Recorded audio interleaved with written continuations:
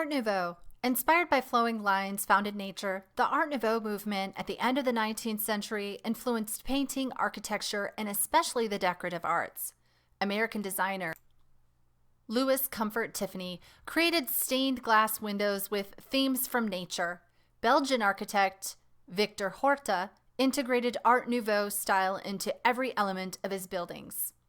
Here we have Magnolias and Irises by Louis Comfort Tiffany, leading Favril glass. Leaded Favril glass, circa 1908. Central Staircase by Victor Horta, Horta Museum, Brussels, Belgium, wrought iron, circa 1899 to 1902. The Art Nouveau movement. Art Nouveau, a backlash against the industrial age. Around the turn of the 20th century, artists, architects, and interior designers created a style that came to be known as Art Nouveau, French for new art. Art Nouveau, literally new art, an architectural and design style of the late 19th and early 20th century known for its depictions of leaves and flowers in flowing lines. This international movement represented a condemnation of the mass production techniques and monotony of the modern mechanized era. The new artistic trend gained ground. Wand acquired its name.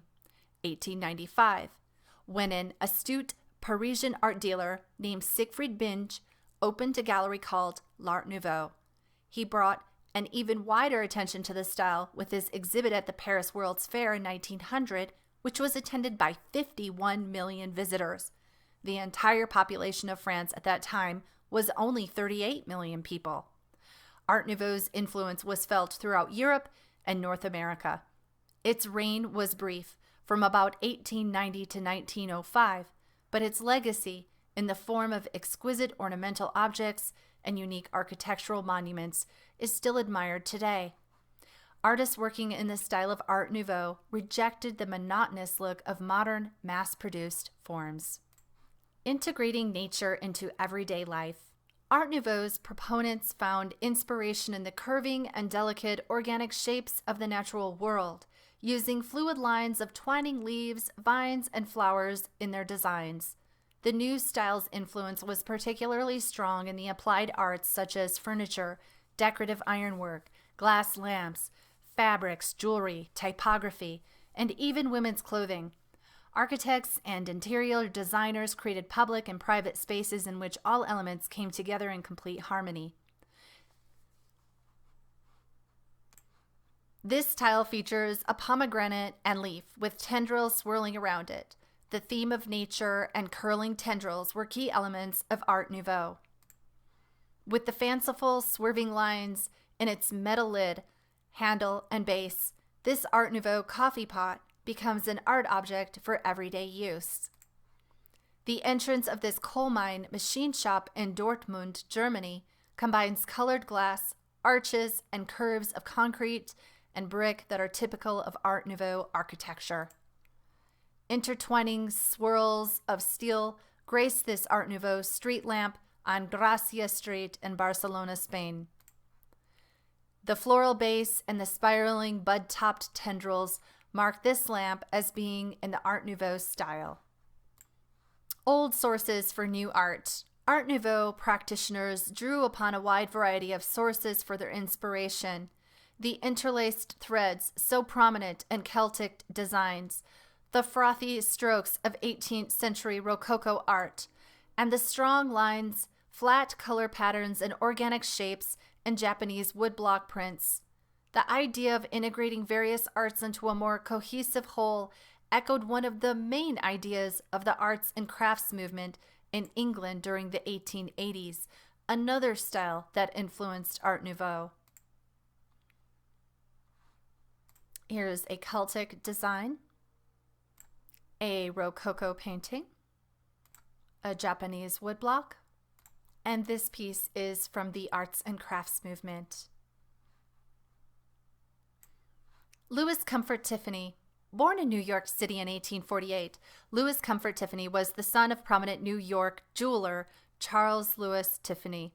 At 18, Louis Comfort declared that he would neither continue with school nor go into the family business, but would become a painter. Tiffany studied with American landscape artist George Inness, who grumbled about his independent-minded student. The more I teach him, the less he knows. Tiffany traveled to Paris, Spain, and North Africa, painting landscapes and travel scenes. His works were well received by the conservative National Academy of Design in New York. Despite this recognition, Tiffany decided to pursue his growing interest in the decorative arts. The stubborn streak that had so frustrated his art teacher would prove invaluable when Tiffany set exacting standards in his own creative work.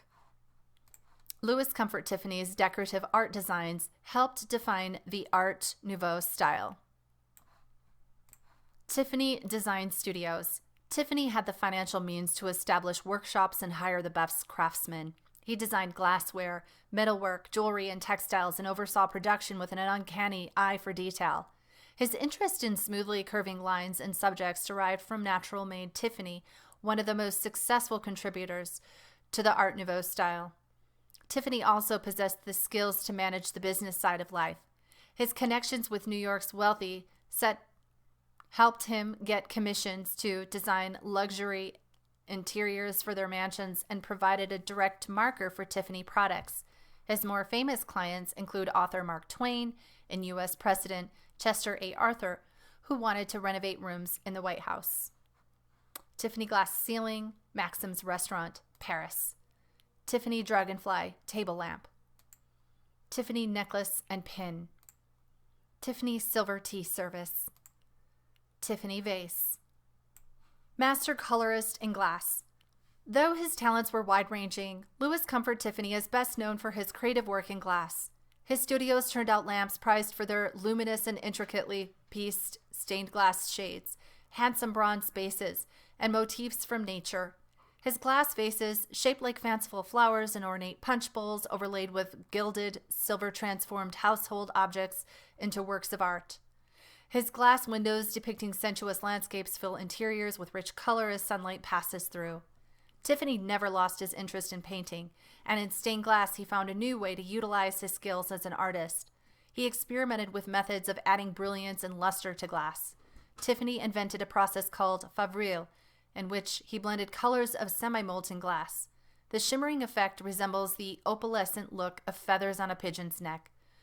Explore stained glass on the next screen. Here are Magnolias and Irises by Louis Comfort Tiffany, and the favril process, producing a shimmering effect. Magnolias and Irises.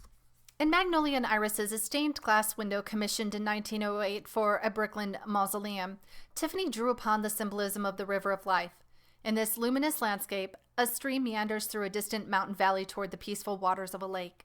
Tiffany used various effects to paint this picture. He folded pieces of glass in different thicknesses to create the effect of curling magnolia petals, and varied the whites to add veining and subtle shading. Milky iridescent shades of purple and blue shimmer in the petals of the irises, while clouds reflect the hues of a sun-burnished sky. The sovereign importance of color is only beginning to be realized, Tiffany wrote in 1917. These light vibrations have a subjective power and affect the mind and soul, producing feelings and ideas of their own. Here is Louis Tiffany's used a variety of techniques to create his images in stained glass. Tiffany and his techniques.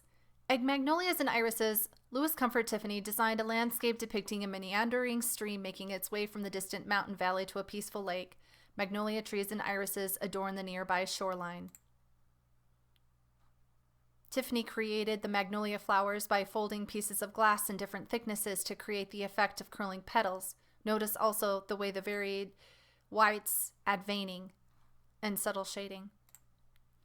He used milky iridescent shades of purple and blue for the iris petals. They shimmer as sunlight passed through them.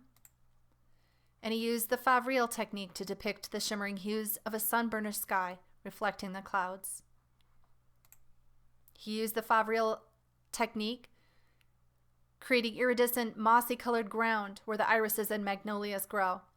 Imagine how he swirled the different colors of semi-molten glass together to create this effect. He cut individual shapes of glass from large sheets and fit them together like puzzle pieces to create the landscape image. He used lead to hold the glass together. Victor Horta. Victor Horta was born in 1861 in Ghent, Belgium. He was classically trained in architecture at the Académie des Beaux-Arts in Ghent and in Brussels. For a time, Horta worked as an assistant to his professor, Alphonse Ballat, who was architect to the King of Belgium. Soon after, Horta began his own practice. He designed some of the first buildings that incorporated Art Nouveau into the architecture and the interior plan to create an integrated whole. Brussels was in the midst of a transformative building boom. The young architects' commissions included department stores, apartment buildings, hotels, and private homes. Horta designed spaces that maximized natural light and circulation of air. He used staircases as passageways to explore different levels and interior views of the buildings. Although classically trained in architecture, Horta began designing buildings that incorporated Art Nouveau features, both inside and out. Private dwelling, architectural milestone. The residence that Horta designed for himself in Brussels incorporated innovative features that have come to epitomize the Art Nouveau style. He oversaw every detail of the distinctive building, now a museum, to ensure a unified effect, from the furniture to the floors to the door handles. Horta brought light into the interior of his house with a large curving expanse of iridescent glass above the central stairway. The delicate appearance of the iron ribs and the fitted pieces of glass resembles the fragile membrane of an insect's wing. Throughout the day, sunlight filters into the house in a subtle play of light and shadow. At night, artificial lights from the home's interior reflects off the glass back into the stairway. Curving lines and sunlight. Horta used repeating curves as a unifying theme in the ribs of the skylight, in the arched ceiling, in the rounded shape of the inset stained glass window of the door, and in the sinuous whiplash design of the wrought iron banister. What elements in nature could have inspired these curves? Perhaps the tendrils of a vine? A carved decorative plaque above the door accents the curve of the ceiling and ties the flowing line into the floor above. Warm colors, golds, reds, and yellows, reflect the warmth of the sunlight that flows into the house and reinforce Horta's idea of creating a harmonious and natural living space. Here is a diagram. There's the skylight, the light fixtures, the ceiling, the wall, a plaque, the door, and the banister. Quiz time! How did Louis Comfort Tiffany contribute to Art Nouveau style? Tiffany used elements of nature in his designs for decorative objects. Which of the following best describes the architectural style of Victor Horta? Flowing lines, light-filled spaces, and the harmonious combination of design elements. Which best describes the banister in the Horta house? The wrought ironwork formed into curvilinear whiplash lines.